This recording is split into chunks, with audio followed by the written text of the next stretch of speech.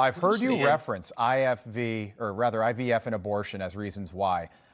I'm wondering what the other policy issues are where you're not in line with Donald Trump in November. Oh, yeah, well, let's go through them. Okay, he is saying that he's going to persecute people that are against him. He told two of his defense attorneys that he's going to use the FBI as the Gestapo. He has said that he's going to pull FCC licenses away from media outlets that disagree with him. He is got the radical right on the IVF issue and also the abortion issue in the country, even in places like Kansas, where people are center-right and conservative. They're voting for a woman's right to choose. I'm a Roman Catholic. I believe in the right to life, but I also understand the Constitution and the First Amendment. So we can keep going. He says he wants to abrogate the NATO treaty.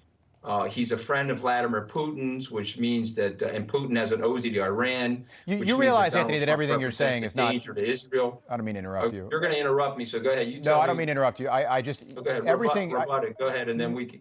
It's not a rebut. It's not a rebut. I'm just saying that none of these are black and white issues. He's not a friend of Vladimir Putin. You're saying it like, Putin was Trump's best man at his wedding. Like that's not the situation, and that's just a mischaracterization.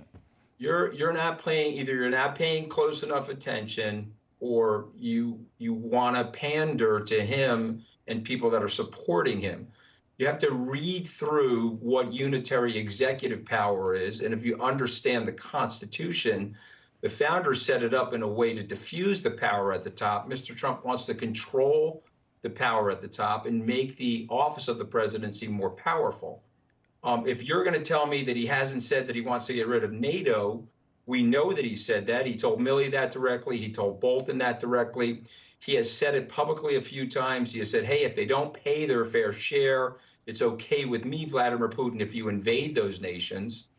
This is very, very disruptive to peace and prosperity. The United States needs these alliances.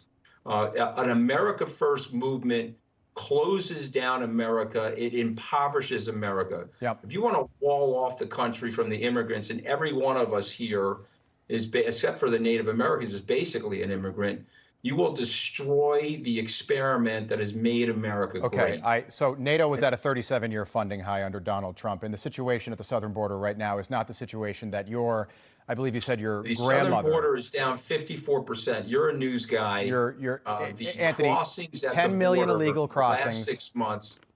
Come on, you got to look at the news. The crossings at the border in the last 6 months is down 54%. Okay.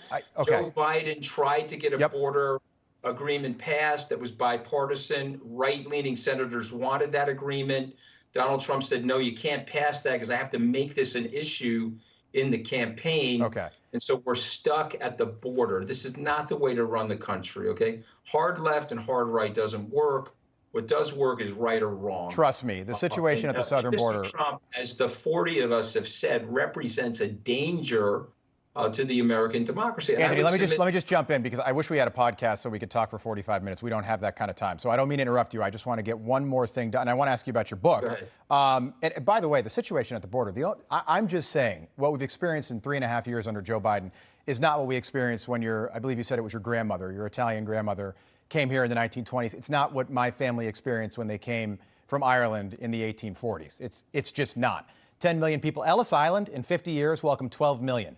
Under Joe Biden, in a little more than 3 years, 10 million. Here, illegally, not legally. Big difference. And that's why I said earlier, there's a lot of gray area to what you're saying. Final question. And the book is called From Wall Street to the White House and Back. For the last 25 years, it's been a bipartisan problem. Anthony, let me just get this final question in. I wanted to get to the crux of this just because I'm curious, because you know Donald Trump well. You worked in the White House. You know people that worked in the White House. You had a very prominent role. Communications director is a big job. And you know Donald Trump.